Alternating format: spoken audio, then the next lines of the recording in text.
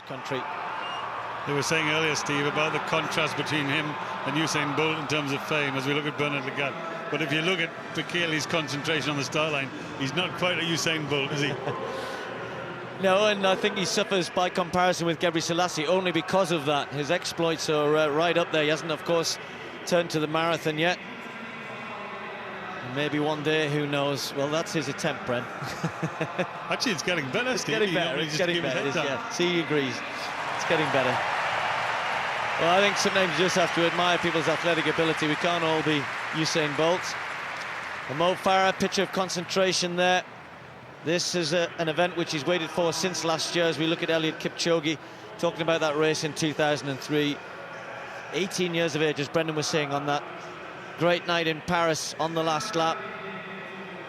Helge Rouge, I think we all thought he was going to be able to out-kip Kipchoge, and that's the interesting dilemma, isn't it? The speed of the fast men versus the endurance of the distance men.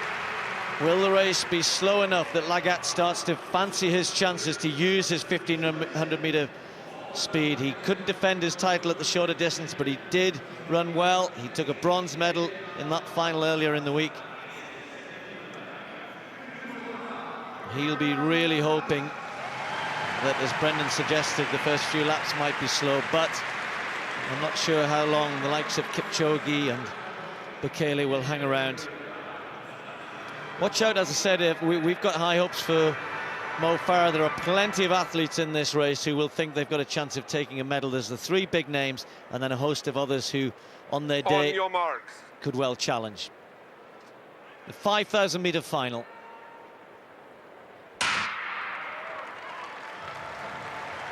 That championship record, 12:52.79, set in that race in Paris.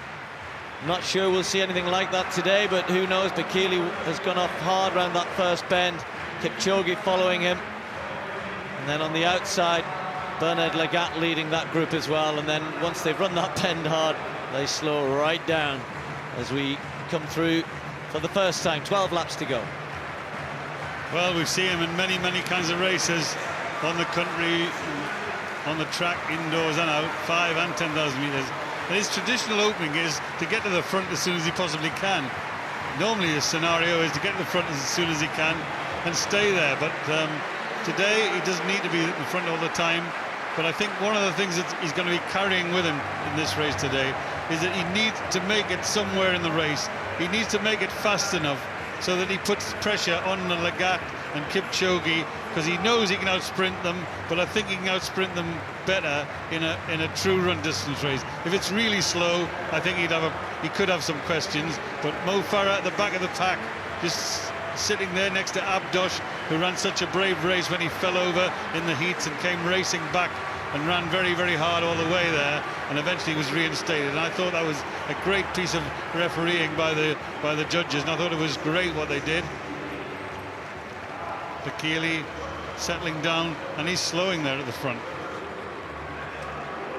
Well, he's picked the pace up a little bit. I'm just a little concerned about Mo Farah. He's having to speed up a bit now to get with this a bit of injection of pace. You can see they're all stretched out. He's right at the very back.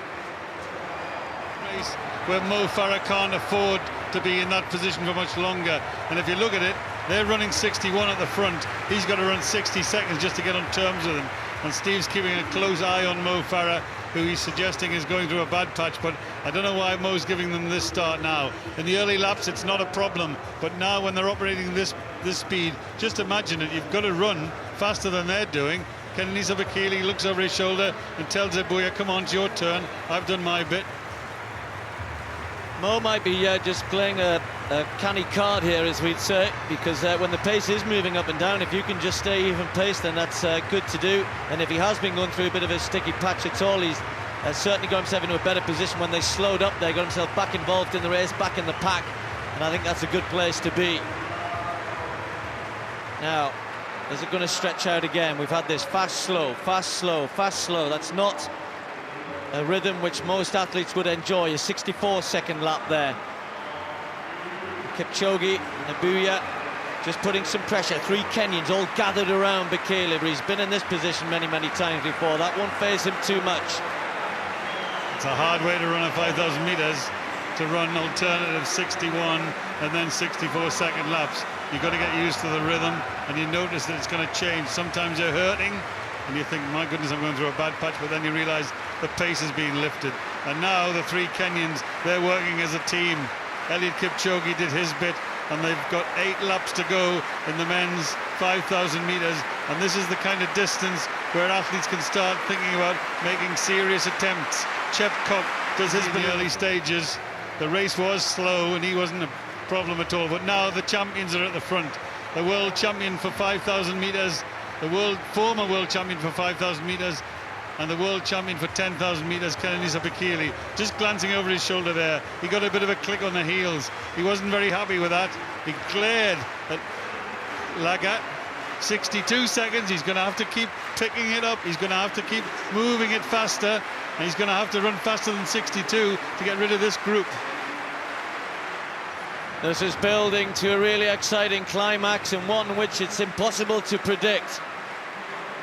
A big group still as we come down to approach 2 laps to go in this 5,000 metre final. Mo Farah still there for Great Britain. Bekele at the front, looking as though this is becoming a little bit of hard work for him. Bear in mind, he's had a 10,000 metre final to contend with, 5,000 metre heats. Lagat had 3 rounds in the 1,500 metres, nowhere near as damaging as running a 10,000, of course. And that looks like, is that Abuya who's just stepped off? That's Abuya, and it doesn't look as though, well, he started to run again, not quite sure why.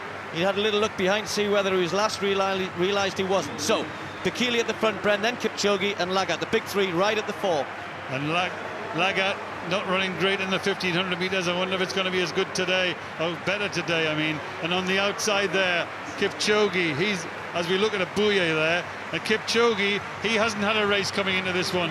Now he's on the shoulder of KENENISA Bekele. Mo Farah is in a good place, moving up onto the outside. He needs to take closer order, and if he gets a run on the last lap, Mo Farah's in a great position now. He's finally worked himself so that he's close. He's yards only behind the great KENENISA Bekele. There goes Bekele. He's going to hold it, and he's going to try and sprint and hold this race right from the start, right from the front.